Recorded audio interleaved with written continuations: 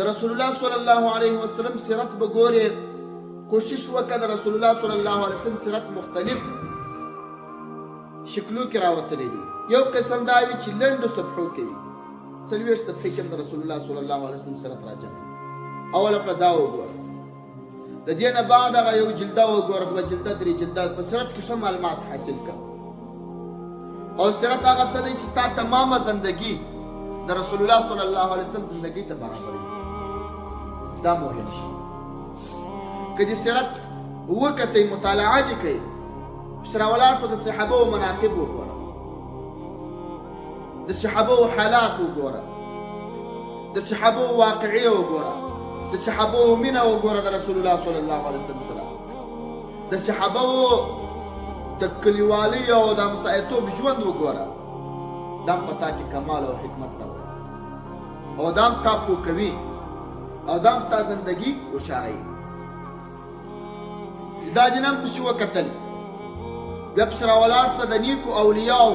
فقهاو، علماو، محدثینو حالات وګوره،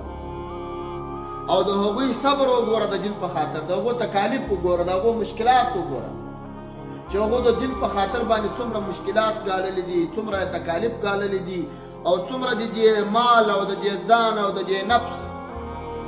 وخوارۍ ته تیار شوي دي، خو بیا هم دین پر مځکه نه دی پرېښی.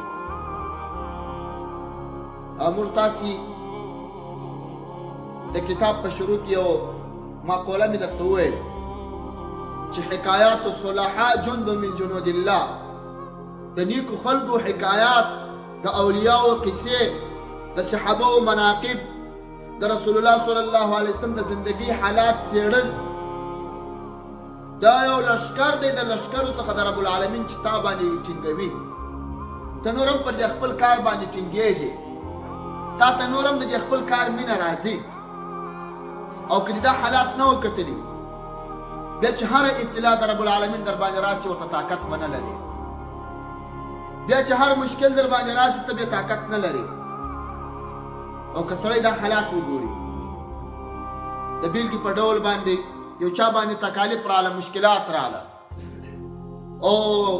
مسکنت راغی، فقر ور باندې راغی، دا که په دغه خپل حال کې پاته سي، تاسو به لیدلي داسې ډېر مسکینان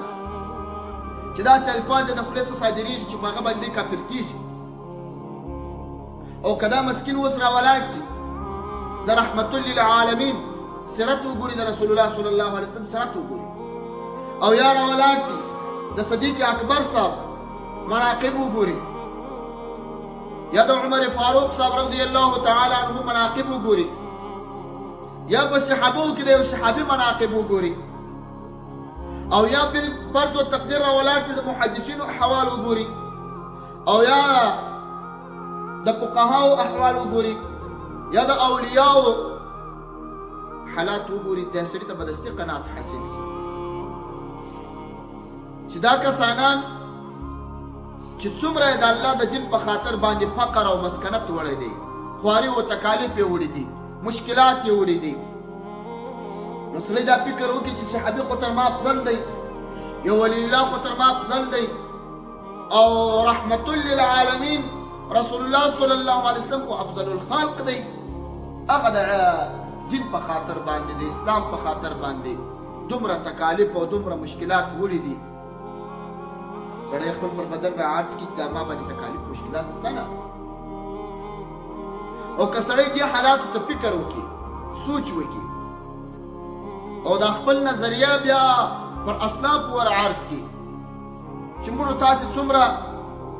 په نعمتو کې او په نعمتو باندې سنبال ژوند کوو، او د هغوی حالات وګوره چې څومره په سختیو او تکالیفو او مشکلاتو کې یې ژوند کوئ. پرون مې ما تاسو ته دا وویل، د امام سرخسی رحمه الله حالات مې درته وویل چې دا المبسوط دا په څا کې لیکلی، د څا څخه یې شاګردانو ته ویل املاء لیکلی دی.